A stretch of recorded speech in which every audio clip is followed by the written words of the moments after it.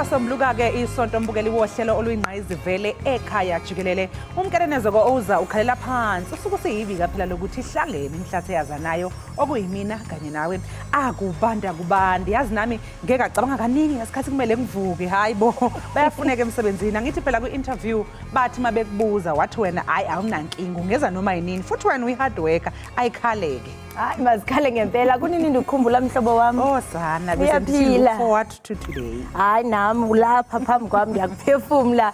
Lichilo igwijo mbukeli we-Ekhaya Jikelele libhengeza ukufika kwethu kaloku singumthombo wolwazi ophala phambili wendaba bekumnandi kaloku kwaye kudala sinikhumbula sesifikile. Qiniseka kaloku mbukeli into yokubana awukwazi urhabule ufinqe kulo mqombothi uwedwa. Umona awuzukusandawo. Xelela umeza xelela umakhelwane nibe nonke kube shushu kube nala that thing. Dimlo ukhalosa kalubisi unonkanyezi umadlongothi mazifu mamshukuma umazondwa ngento zakhe. Ngaphambi kokuba kunyuke lento semqolo wena mamtshali masitshaye iqhuma. Mbukeli asibheke ihamba phambili kuleli hora.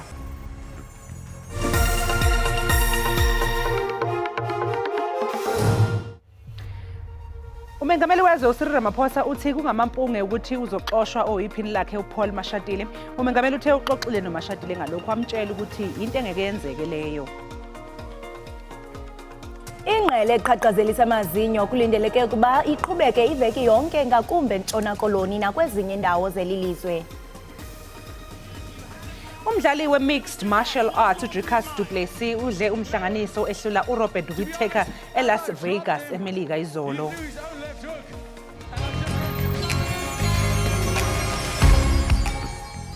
Sanibonani molweni uNtunja lo bathi siqhaga somfazi ijeyitshele kaNtunja avila ivula ngabantu ivula zinkonjane ubukele ekhaya Jikelele kwi-DTT SABC kuyatholakala umculo ama-poetry ezamabhizinisi uzongaphuthela bathi ijele kaNtunja mbini halivulwa ngabantu kuphi ekhaya Jikelele.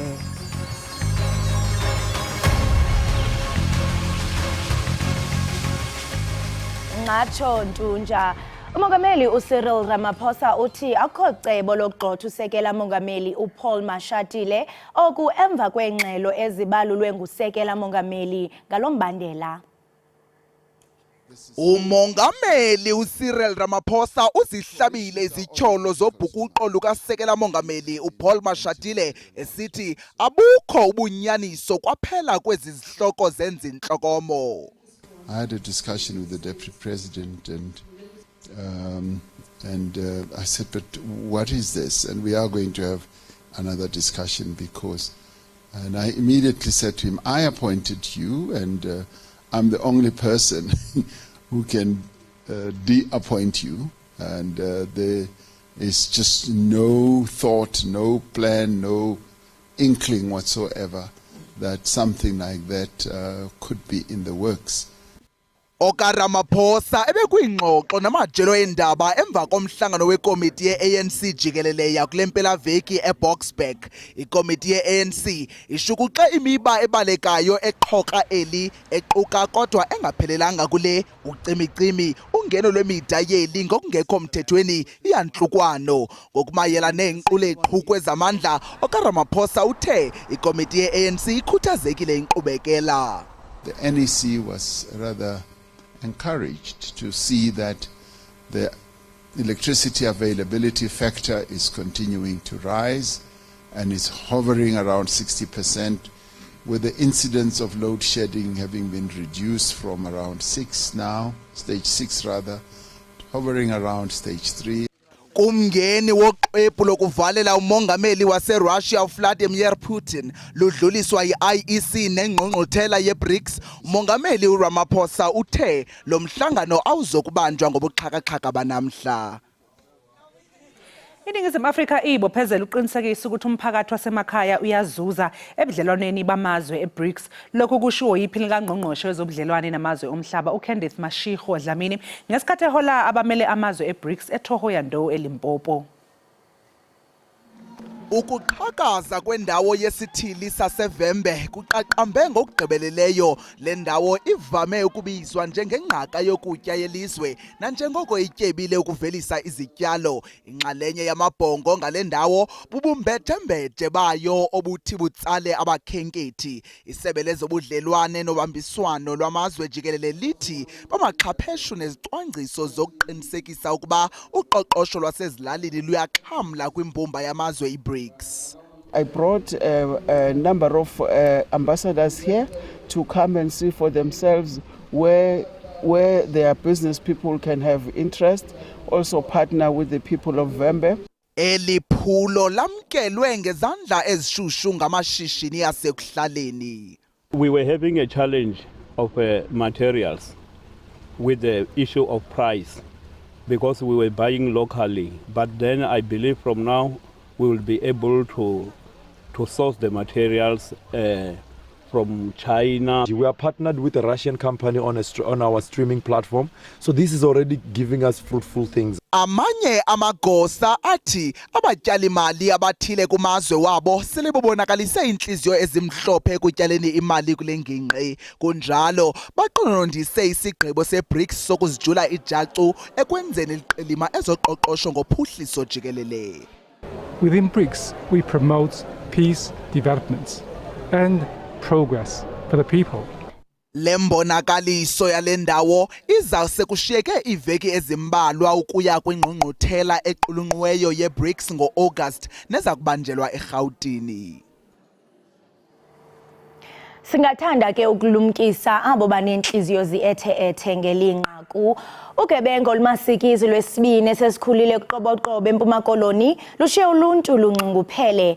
Esisibini siqatyelwe de sasweleka kutyholwa ke umzukulwana oneminyaka engama-28. Esisehlo sehle phambi komzukulwana obelele nomakhulu wakhe.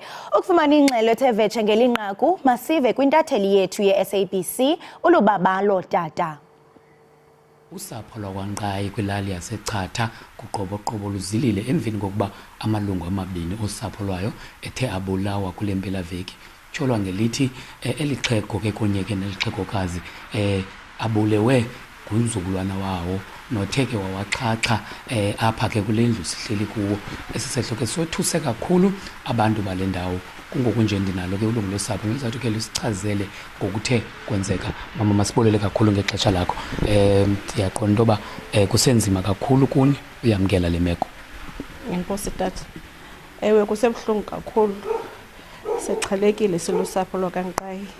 Emveni kwesithiwa kumbi esimbi esinje sokuthi sibulawelwe abazali bethu kumzukulwana katata omkhulu katata nomama. Sixhalekile. Umbono ubumbi yonke lento yenzeke apha kule ndlu sihlele kuyo. Safika kungulo mbono indlu idada igazi belele kulolo gazi lenjalo. Sixhalekile kakhulu kuba bingabantu bingabazali ebekuxhonyenywe kwekubo apha ekhaya ingabo abazi-main breadwinners apha ekhayeni. Mna njengentombi yabo endala akukho mntu uphangelayo apha esigxina. Ugcine uvuliwe umgwaqo emzileni onguthela wayeku N3 phakathi kweFanrinen Pass neEscort KwaZulu-Natal kulandela ukuthungelwa ngomlilo kwamaloli kulomzila. Ngokombiko amaphoyisa amaloli ayisithupha ashiswe ngesikhathi eqeda kumiswa ezama ukunyuka umango eFanrinen Pass.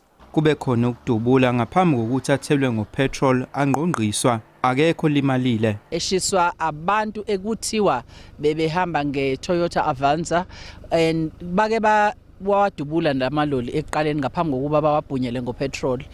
Sizitholile ke nokho ipark za petrol ebezikhona la enkundleni la eFanrinen Pass. Kodwa ke into esibongayo ukuthi awukho umphefumulo ophumile kodwa umonakalo mkhulu kakhulu kule ndawo. Abashayeli bamaloli abebevaleleke kulomzila amahora amaningi bathi akukho kuphepha kulothela wayeka uN3. We're not safe on the road. Just because of this thing that is happening almost a week or something. When we saw people on the road, we are like getting frightened that maybe they can do something wrong to us. Njengoba amaphoyisa ephenya lolu daba, ungqongqoshe amaphoyisa uGeneral Bhekicele uthi bakhona abamayaniswa nezigameko zokushiswa kwamaloli asebaboshwa. Last time we checked, we had arrested 47 people around the trucking issues and all that. We send them to court so they get paid. Maybe sometimes the prosecution and magistracy can tell us. Iphathimandla ezilawula ezomgwaqo zithi basazoqhubeka abasebenzi baqaphele imizila ngelokhozi. Umgwaqo khona usuvule ku N11. Eindabeni za SABC nginguvusi Khumalo eFanrinens Pass. I am concerned about these activities that take place that have a negative impact on our economy, and it's almost like economic sabotage, because burning 6 trucks on the main artery of our country in terms of the economy is concerning. The intelligence agencies are going to be giving me a report on that. So we will be getting that shortly, and of course the police themselves will be taking steps to make sure that we forestall whatever follow-up activity that those who are behind this may well be planning. But we are going to ensure that we go after those people who torched those trucks, because it's not acceptable. The torching of trucks is nothing but a criminal act. It is actually sabotaging the economy.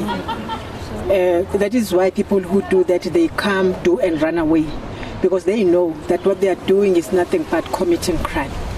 And I want to believe that the law enforcement agencies will assist to get those people so that they can be punished, so that they can face the full might of the law. There cannot be any excuse, there cannot be any reason whatsoever that can justify such act. And therefore we will try to ensure, talking to our law enforcement agencies, that those people are found and they face the full might of the law. And I think that is all that we can say about this. And the unfortunate part of this is that for now, we're not sure as to where those trucks were going, who owns those. It can actually be an SMME who is owning a truck, who's trying to be an entrepreneur, and you have these people that come and just ban them. It can't be allowed. No country can allow such. Minister, it's the second time. It's actually on the commemoration of what happened in the July unrest when former President Jacob Zuma was incarcerated. Do you by any chance perhaps think it may be those commemorating that particular event and being linked to those political events of last year? I don't have that information, so I can't link that to anything that happened during that July. What I know is that people are committing crime for now. They're torching people's assets, but trucks, they're actually moving the economy, and it can't be done. Whatever that is in that truck is assets, things that need to reach the consumers some way. And if you just do that, you're actually redirecting other countries to go to other ports, and not our ports. They've got to go to other countries and not our country ports. And that will mean that we have ports that are standing and idling as white elephants, and we can't allow that. And I think we really need to ensure that those people are found and they face the full might of the law. Liyonyuka izinga lokuxhonyiswa kwemoto ezithwala imali kwiphondo laseMpumalanga konzakaliswe abalindi abane kwiziganeko ezimbini zokuqweqwediswa kwemoto ezithwala imali ehlanzeni kule veki. Amapolisa azingela abaphangi ababaleke nenkwenka engadizwanga emva kokuqhushumbiswa kwezimoto. Uqweqwediswe enye imoto ethwala imali kumgwaqo R40 eMarid eBushbuck Ridge. Kuqhamke uqhoqhozwano phakathi konqala inhloko nabalindi konzakala amagosa okukhusela amabini.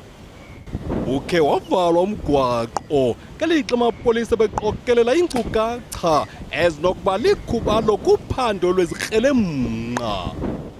Kwintsuku ezintathu ezidluleyo naseSabi kumgwaqo White River kuphangwe enye imoto ethwala imali. Iqela lamadoda livulele ngezulu lezandla laphela emehlweni nenkwenka yemali engaqankazwanga. abalindi ababini abafulathelwe ngamawabo babolekisana ngencina nezigulana esibhedlela. Abahlala bambonzeleke kwindawo yexhwayelo ngelokuzixathulela iintsalela baphazamisana nengalo yomthetho batshilo abakwantsasana. Ewe mbukeli we-Ekhaya Jikelele, sithe qolo sizama kaloku into yokubana sikuxhobise ngokwenzekayo kwiindawo ezingqongileyo. Kodwa ke mamtshali, ngaphambi kokuba siyobhatha amatyala sibuya nantoni kanene? Hayi mbukeli, mangabe sibuya ey'tolo sobe sikuphathele ezemidlalo.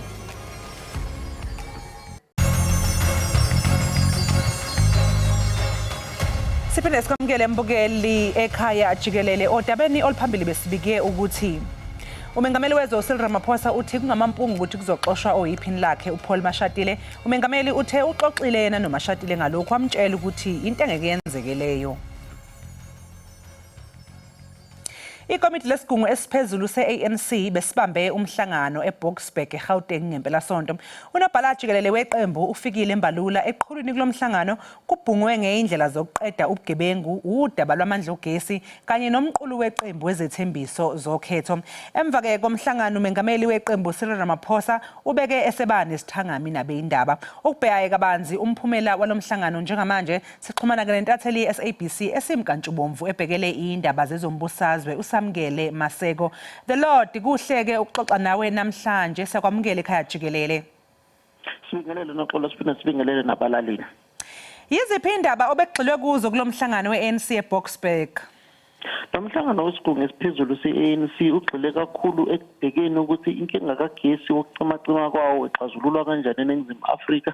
Ubone ungqongqoshe obhekele ugesi udokotela uHolsenzo Ramahukpa uthi izigaba ze-load shedding zokucimacima kukagesi sezehlisiwe kule inyanga eyidlule ngoba basebenza kanzima ukuthi lezikhumulo eziphehla ugesi zamalahle bayilungise ukuthi zikwazi ukuphehla ugesi ngendlela yokuthi azifi njalo. Baphinde futhi bethi nendlela ezintsha zokwakha ugesi ozokhiqiza ugesi ukusebenzisa ilanga, ukusebenzisa umoya, ukusebenzisa igas, konke naloko kuyangena, nanokuthi bahambile bayosayina izivumelwane namanye amazwe afana noMozambique ukuze kukwazi ukuthi iNingizimu Afrika ithenge ugesi kulawo mazwe. Kugxile kakhulu ngezinto zikagesi, kugxile kakhulu ngesimo somnotho seNingizimu Afrika esitengantengayo, nanokuthi bawusimanisa kanjani umnotho ukuze uzokwazi ukwakha amathuba omsebenzi. Samkelo obambe njengomvikeli womphakathi uadvocate uKholeka Gcaleka uligezile igama likaMengameli uCyril Ramaphosa embikweni othinta udaba lwephalaphala. Engabe uthini kumuzwa weqembu mayelana nalolu daba nalesi sinqumo sikaKholeka Gcaleka? Naxolo, asike sicacise lokho. Lo mbiko akuwona okamvikeli womphakathi osabambile uadvocate uKholeka Gcaleka. Lo mbiko uqhamuka ehhovisini likamvikeli womphakathi. So i-report lena le akuyona nje i-report ebhalwe yena uKholeka, ubhalwe i-ofisi lomvikeli womphakathi okuyilona i-ofisi elenze umsebenzi awothi benze umsebenzi onzulo osoqophelweni eliphezulu. Kwabonakala kwanobufakazi ukuthi umongameli eplazini lakhe iphalaphala akukho akwenzile okuphule umthetho kanye futhi okuphule ne-oath of office ayisayina ngenkathi engena njengomongameli wezwe. Into esiyibonayo kakhulu manje makuphuma le mbiko le kuvele kuthiwa umbiko womvikeli womphakathi, asivele sithi lokho kube ngazi ukuthi umbiko obhalwe umuntu oyedwa nje chizeni okuKholeka Gcaleka noma okuMkhwebana, kanti akukho njalo, kusuka kuumbiko oqhamuka ehhovisini lomvikeli womphakathi. Yebo, umvikeli womphakathi naye unawo amandla ukuthi le report olombiko uma ubhalwa abe khona awucubungule afake imbono yakhe. Kwenye inkathi abanye bayagxizelela ukuthi umbono wabo kube wona ofakwa laphayana, abanye badedela abasehhovisini ukuthi basebenze kahle,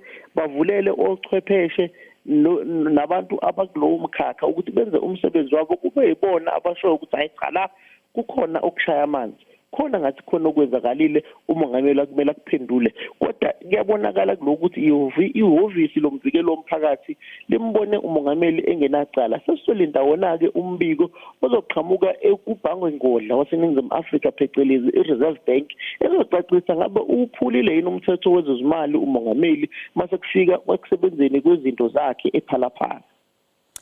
Ngempelasonto samukela kuphinde kwaqubuka-ke amahemhemu-ke athi ku-ANC ngaphakathi kunemizamo yokugudluza iphini likamengameli uPaul Mashatile. uRamaphosa ngabe uphendule wathini mayelana lamahemhemu?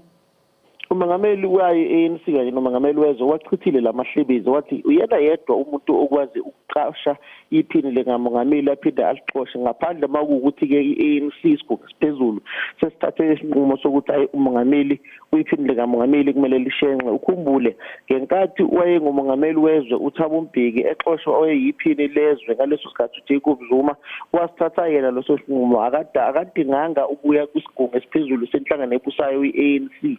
Waphinde futhi umnumzana uZuma wathatha isinqumo sokushenxa njengephini likamongameli we-ANC lapho abuyiswa khona i-National General Council ye-ANC yango-2005 e-University of Pretoria. Kodwa kuloku-ke ngoPaul Mashatile ushipokosa umongameli Ramaphosa uthi hayi cha amampunge nje lawa amahlebezi ngeke yenzeke leyo nto uyena yedwa ongathatha leso sinqumo and akakaze nje aze akucabange ukusithatha leso sinqumo. Ingabe samukela-ke ikuphi nje okuphawulekayo malungana nomphumela walomhlangano obungabe ukhona iziphi inqumo eziphume kuwo mhlawumbe eziphawulekayo? Ephawulekayo yiloko ukuthi bazokwazi manje sebebhekele ukuthi abasalungisi kuphela izikhumulo eziphehla ugesi ngamalahle sebebheka nanokuthi ugesi uyiswa kanjani ezimbonini uyiswa kanjani emakhaya kuthina lokho kubizwa phecelezi ngesingisi i-transmission. Ubona lezi intambo ezihamba nje eNingizimu Afrika yonke zihambisa ugesi bafuna ukulungisa lokho manje ukuze bezokwazi ukuyolanda ugesi kuyindawo ezifana njengokwaZulu Natal ezinelanga ezinomoya ukuzikhiqiza khona ugesi ngelanga uphinde ukhiqize khona ugesi nangomoya ukuze ukwazi leyo gesi ukuthi ungene phecelezi kwi-national grid okuyiyona okwazi ukuthi ibheke ukuthi ugesi usetshenziswa kanjani ukephi eNingizimu Afrika ukuze singazitholi sesisebumnyameni izwe lonke. Sasiphetha nje-ke samukelo ingabe uRamaphosa umi kuphi-ke odabeni oluthinta umengameli waseRussia uVladimir Putin njengoba phela kubhekwe engqungqutheleni ye-BRICS? Lokubheka nje kubhekwe engqungquthela yango-BRICS kulonyaka umongameli waseRussia uVladimir Putin akakwazanga ukuhamba ukuthi ahamba aye e-Asia lapho kade kune-Asia Summit khona. Lokho kukhombise okusobala ukuthi kungenzeka uPutin engezi eNingizimu Afrika kodwa umongameli Ramaphosa uthi uyakhuluma nabo bonke labo mongameli bamazwe eBRICS ukuze le ngqungquthela ezobanjwa yeBRICS ibe khona inyama nenyama la eNingizimu Afrika bebhekane bonke ngeziqhu zamehlo egumbini elilodwa bebhunge ngesimo somnotho wezwe bebhunge ngokuthi baqhamuka kanjani nomnotho omusha ukuthi uzokwazi ukufikisana nedola laseMelika ukuze idola kungabi ilona eliphethe isimo somnotho uzwe lo umhlaba wonke njengoba ubona njena ukuthi isimo somnotho saseMelika siyadengandenga sasibona isimo somnotho sase-China isimo somnotho saseRussia siyadlondlobala isimo somnotho sase-India siyadlondlobala mase kuba khona nalamazwe-ke afana noBrazil neSouth Africa nabo abafuna ukusimamisa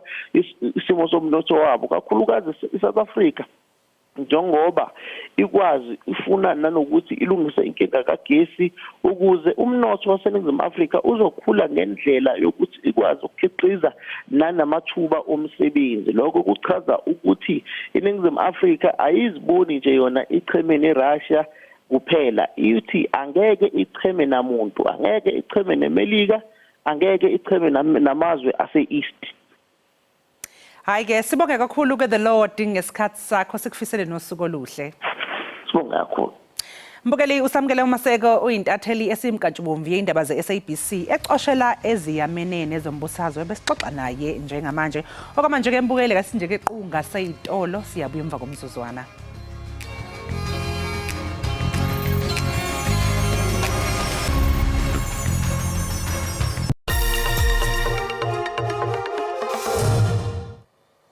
Siphinde sikwamukele mbukeli ekhaya jikelele. Kanti-ke mangabe singena kwezemidlalo, umdlali we-mixed martial arts uDricus Du Plessis udle umhlanganiso izolo esigabeni se-World Allied eLas Vegas, eNevada. Ukunqoba kwakhe kulandelwe yiwombe ezingezinhle ngesikhathi u-Israel Adesanya waseNew Zealand ekhombisa ukumcwasa ngokubuhlanga. Max Verstappen we-Red Bull usatshotha enhla kumdyarho wemoto ze-Grand Prix emva kokulwa kube mdakisali ukhuphiswano lwase-Silverstone eBritani. Ezithendeni zakhe kungene uLando Norris McLaren erhuqa uLewis Hamilton oqhuba imoto yakwa-Mercedes emva kwakhe.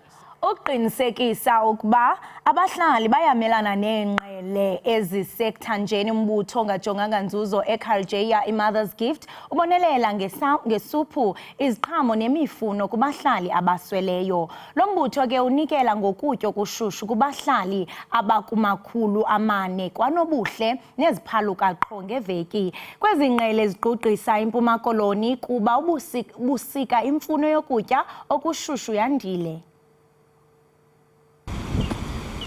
Umyezo wezilwanyana zasendle iMatrosberg Nature Reserve utsala uninzi, nanjengoko abantu begaleleka ngobuninzi kuwo ngobubusika, nangona kukho ingqele eqhaqhazelisa amazinyo ngethemba lokuzibonela ikhephu. We had great snow yesterday and last night. We even had snow down to reception and at the restaurant. And we had a few people there that could actually see the snow falling, which is always more spectacular than just seeing the snow on the ground.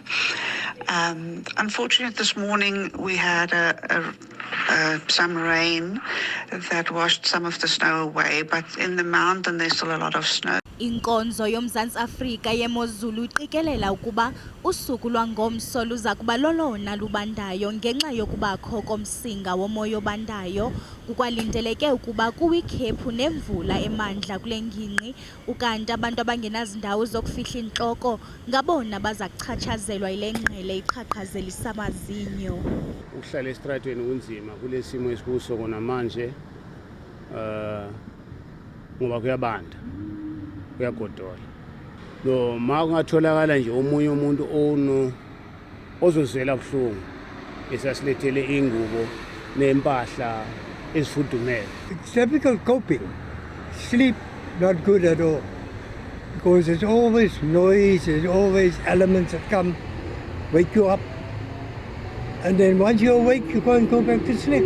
If anyone is to help me, I would not expect any big favor apart from maybe a donation of a tent, a small tent, just so that I could shelter myself from the rain.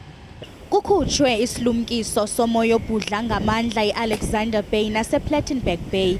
Iziko elijongene nentlekele lithi libeke phantsi kweliswe libukhali lemeko.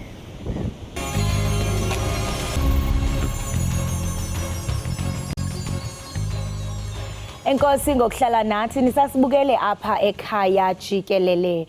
Sihlabele mgama novimba wethu. Uqinisekisa ukuba abahlali bayamelana neenqele eziqhaqhazelisa amazinyo.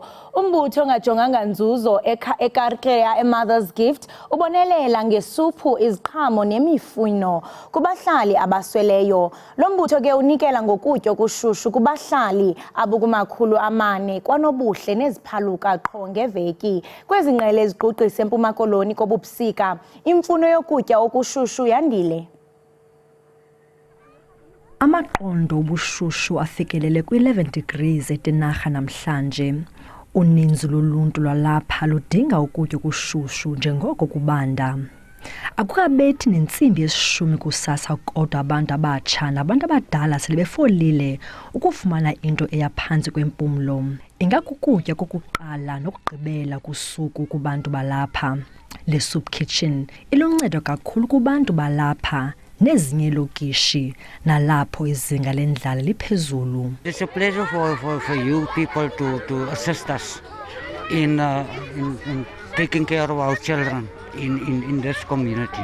It's good, you see, because there is people who stand up for our young kids here in Kaba, but the concern is The youth need jobs. Ubuhlwempu nentswelangqesho ziphezulu kakhulu kule ngingqi. Kwaye uluntu lwalapha lubulele kakhulu ku-Mother's Gift ngeenzamo zabo. My heart went out this morning when I see some of them don't even have shoes. They were standing in the cold just to have something to eat. Might be their last. That's what the Mother's Gift is standing for, to provide for these kids. Lindeke ukuba ingqele iqhubeke de umvulo. Dingulerato Fekisi kwindaba ze-SABC eTinarha. Likhethekile ezintabeni zase-series e-Eastern Cape ngenxa yamakhaza ahambisana nomsinga ubandayo. Kulindeleke ukuthi ke lesi simo sezulu sibonakale nakwezinye ingxenye zezwe. Umyezo wezilwanyana zasendle iMatrosberg Nature Reserve utsala uninzi nanjengoko abantu begaleleka ngobuninzi kuwo ngobubusika nangona kukho ingqele eqhaqhazelisa amazinyo ngethemba lokuzibonela ikhephu. We had great snow yesterday and last night. We even had snow down to reception and at the restaurant. And we had a few people there that could actually see the snow falling, which is always more spectacular than just seeing the snow on the ground. Unfortunately, this morning we had some rain that washed some of the snow away, but in the mountain there's still a lot of snow. Inkonzo yomzantsi Afrika yemozulu iqikelela ukuba usuku lwangomso luza kuba lolona lubandayo ngenxa yokubakho komsinga womoya obandayo. Kukwalindeleke ukuba kuwikhephu nemvula emandla kule ngingqi, ukanti abantu abangenazindawo zokufihla intloko ngabona baza kuchatshazelwa yile ngqele iqhaqhazelisa amazinyo. Ukuhlala esitratweni kunzima kule simo esikuso kona manje ngoba kuyabanda. Kuyagodola. No makungatholakala nje omunye umuntu ozozwela buhlungu esasilethele ingubo nempahla ezifudumele. It's difficult coping. Sleep not good at all. Because there's always noise, there's always elements that come, wake you up. And then once you're awake, you can't go back to sleep. If anyone is to help me, I would not expect any big favor apart from maybe a donation of a tent, a small tent, just so that I could shelter myself from the rain. Kukhutshwe isilumkiso somoya obhudla ngamandla i-Alexander Bay nase-Plettenberg Bay. Iziko elijongene nentlekele lithi libeke phantsi kweliso elibukhali lemeko. Umnyango wezempilo kuzwelonke wexwayisa umphakathi okwahlasela kuwo isifo sohudo ukuba uqikelele ukuhlanzeka kwamanzi ukugwema umthelela walesifo. Elowo uncanelwe ukufumana amanzi acocekileyo. Yinzukazi Gay ukuwafumana. Oluluntu luxhomekeke kufumaneni amanzi acocekileyo kwezi zigadla. Kodwa ukuba ziye azafika kunyembeleka bawafumane kwimijelo ekufuphi. Kungenjalo bawacele kwammelwane. Akukuhlanga asinawo amanzi. Amanzi yinto esiphila ngayo. Sixhomekeka kwimvula ukufumana amanzi. Kodwa ke sawuba sathini? Ibuhlungu lemeko. Ibenza nzima ubomi bethu. Kunyanzeleka sixoze mphini wumbi ukuze sifumane amanzi acocekileyo. Ayikacaci ncam imvelaphi yekholera kanti kusaphandwa. Kwi-47 ebhubhileyo abayi-35 ngabantu baseGauteng, isithandathu eFreystata, bane eLimpopo, babini eMpumalanga. Uluntu oluthwaxeka nobomi amanscral luhleli exhaleni. Coming here, it's giving us anxiety. I don't want to lie. It's really scary. We buy the water. Well, we buy the water. I don't know about others. And I think others boil the water, but we buy. Imeko isemaxongo azizincam impendulo nezisombululo kwabasemagunyeni. There are no new laboratory confirmed cases and deaths in the past week. And this is a sign that the community members, especially in the affected areas, have heeded a call to remain vigilant, avoid drinking water from unreliable sources, exercise personal hygiene at all times. Impawu zesifo ikholera ziquka utyatyazo, ukukhupha ngasentla, unxano, kungabi nazinzo, yaye ukuba azithathelwa amanyathelo zisingisela ekufeni. Singathanda ukulumkisa abo banenhliziyo ziethe-ethe ngelinqaku. Usapho lomntwana lakwalanga eKapa kwiphondo laseNtshona Koloni otshisiwe ngamanzi ashushu ngowasetyhini ohlala ekuhlaleni lumemelela ukuba kwenziwe ubulungisa. Kutyholwa ngokuba uAsanda Makaluza utshise ngamanzi ashushu inkwenkwane neminyaka emine ngethuba idlala nabahlobo bayo ngakokwabo. Kungokunje umntwana utshe ebusweni nasemzimbeni. Esi sehlo senzeke kunyanga ipheleyo, kodwa umrhanelwa yena unqakulwe kwintsuku nje ezimbalwa ezidlulileyo. Useleke ethe muku nasenkundleni ngesiselegu. Usapho lwalemveku lithi eyona nto yakubaxolisa kukuba umthetho obulungiswa uthabathe indima yawo. Esi senzo sikwabashiye bexhwalekile emphefumlweni. Hayi umuntu thina into endikholelwa kuyo but umuntu xa yenze into erongo kumele ajeziswe ngesenzo sakhe. Okay, ukuba kwakungelelo hlobo lokuba yena wayengazange enze ngola hlobo kwakumele mosabuya azoxolisa kuthi hayi ibi mistake hayi kwenze kanje. Xa ethi sekephinde yobuzwa futhi uphendula indlela engeyiyo uyathuka endaweni yalonto. So sabona sidelelekile sicakelwe phansi yikuAsanda. Sakhubeka ke kwaba buhlungu azange sive kamnandi. Uluntu lwasezone 17 lishiyeke ngasemva liligcwabevu ngumsindo emveni koku. Mna mntu ngumakhelwane wakhe every morning xa ehlanjwa uyakhala ukuba zenza pains wesapha ezingalweni. Ibhlungu lanto leya la mntana every morning xa ehlanjwa uyakhala la mntana. Akazange akhala la mntana xa ehlanjwa.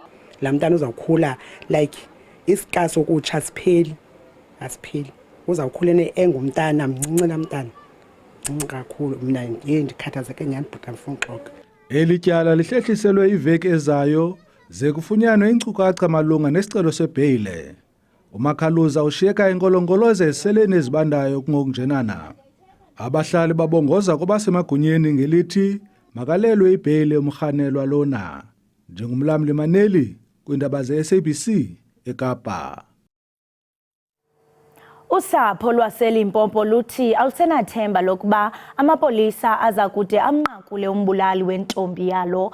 uLerato Mamabulo ushiywe eswelekile ecaleni kwendlela emva kokuba egqityelwe ukubona ekunye nancumisana naye nokwanguyise wabantwana bakhe ngempelaveki egqithileyo. Lo wasetyhini oneminyaka engama-34 ophuma eMuteti ngaseGroblersdal kukholelwa ukuba ubethwe kanobom lowo ancumisana naye. Uye wonganyelwa ngamanxeba wasweleka kwisibhedlele sasePhiladelphia ukanti indoda ekholelwa ukuba yiyo embuleleyo isahamba ngokukhululekileyo ezitalatweni. Usapho lakwamamabolo eMuteti eDennilton lusothukile indlela emasikize esweleke ngayo intombi yalo. Umzimba kaLerato Mamabolo ufunyenwe ngasendleleni ngabantu abagqithayo. Uye wabalekiselwe esibhedlele nalapho eye wonganyelwa ngamanxeba wakhe khona. Ukusweleka kwakhe kothuse uninzi kule ngingqi. Usapho lutyholuyise wabantwana bakhe ngesisenzo nosabona ohlenyuka ezitalatweni ngokukhululekileyo. Batyhola ngelithi amapolisa aseDennilton aphanzile ukubamba umrhanelwa nangona kuvulwe ityala. Usapho luthi umrhanelwa ufaka ityuwa enxebeni nanjengoko ethe xolo egqitha ngakwikhaya lolu sapho. Kubonakala ngathi ebemkhaba ebenawo namanxeba entloko washiywa endlini akaqali kumbetha. Sisothukile silusapho kuba umntu usweleka njani engagulanga. Umama wexhoba uthi ufuna kwenziwe ubulungisa kwintombi yakhe kubanjwe umenzi wobubi. Asidanisile kakhulu amapolisa kuba nangoku akukabanjwa mntu. Ndifuna abanjwe umrhanelwa ayokuphoswa kwisimnyama esisele kulahlwe nezitshixo. Kungokunje olusapho luthi xa amapolisa engade athathe amanyathelo ngelityala luza kuthatha uxanduva lokufumana umrhanelwa ngokwalo. Unyana wam owafowunele amapolisa ngecawa emva kokuba ebonwe esehlika emotweni. Amapolisa athe makajonge ukuba uhlala phi ibe ngona afonela amapolisa. Le nto isothusile silusapho kuba ngoku siyazibuza ukuba sijike sangamapolisa na. Le nto kufuneka elandelelwe sithi umrhanelwa. Siwafowunele ke kodwa emva kokubona kwakhona ukuba uhlala phi kodwa khange kubanjwe umnxeba. Ukanti amapolisa kweli phondo laseLimpopo atyetyum ngalo mba nangona eceliwe ukuba aphefumle.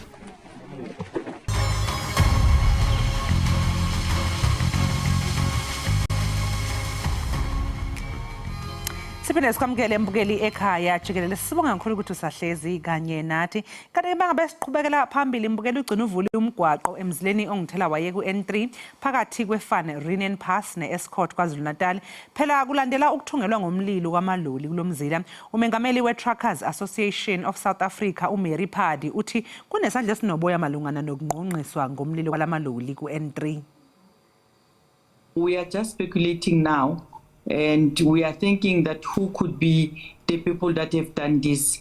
And we are aware that this thing has been happening from time to time where we get to be surprised by the trucks being burned early hours of the morning. And this matter, it is obvious that somebody is concerned about the issues that has to do with the freight industry. So we are thinking that it's the people that knows us very well and is the people that are on a campaign to destabilize the economy through the trucking industry. Umbutho we-ANC uthi usungule inkqubo yokuqinisekisa uqeqeshwa koosodolophu noomanejala bomasipala ukuze kunqandwe ukusetyenziswa kwakubi kohlahlo lwabiwo-mali lomasipala, nto leyo echaphazela ukuhanjiswa kweenkonzo. Ikomiti elawulayo ye-ANC ithi kulo nyaka-mali uphelileyo oomasipala bachithe imali ephantse ifikelela kwibhiliyoni enye yeerandi. Ilungu le-NEC ye-ANC uThembi Iindaba. Well, we're not investing it as the ANC. We've already started. You will recall that prior the election of 2021, the ANC is the only political party which came out with the requirements for party requirements for mayors. It held interviews. It started a barometer. So we actually even knew the qualification levels of our mayors. And immediately we put them through our education system, which one look into political imperatives of the ANC, but also secondly look into development of all municipalities with the leadership of what we have as ANC mayors. Now we are currently have placed over 103 experts in municipalities to assist the training of mayors, to assist the training of administrators, but also to assist with the acceleration of service delivery. We're even undergoing assessments on what are the areas that we need to improve on for our municipalities in the leadership being mayors already. So it's not something that we are envisaging, we have already undertaken, and we're today in the NEC giving an update of how far we have gone. And of course, the NEC has emphasized the ensuring that we cover the areas with regard to alignment and synergizing the plans of government, and not only train mayors, but also train everybody who is within the administration and not only municipal managers. Awukholosa kwaze kwayinto enhle ke ukuthi sebeqhamuke naleli qhinga lokuthi sekuzoqeqeshwa manje o manager babo komasipala kanjalo no mayor, ngoba vele umuntu uyacabanga ukuthi laba abantu banikezwa ama budget amakhulu and siyazi ukuthi abanye babo mabengena lapha vele kusuke ngasebekhethiwe ngabantu kusuke kungesikhona ukuthi bangene ngeincwadi bana iaccounting bakwazi ibudget and stuff nezinto njalo njalo. And inhle kakhulu lenkqubo kuba kaloku uyawuqiniseka into yokubana xa sele bekhona njengoba usisho into babanikezwe ibudget enkulu, into ethi ke oko kuzawusebenza ingakumbi xa kuzawunqandwa ukusetyenziswa gwenxa kwemali, into ethi ke nabantu kuba abantu bayakhala bathi omasipala kwindawo abahlala kuzo abazifumani inkonzo. So siyathemba ke mbukeli into yokubana le nkqubo bazawukwazi abahlali into yokubana inkonzo zifikelele kubo. Njengamanje-ke mbukeli yasisinjequnga seyitolo sobe sesibuya-ke sesingena ehoreni lethu lesibili sikuphathele ihamba phambili. Ungayindawo hlala unesazeke kusekhaya.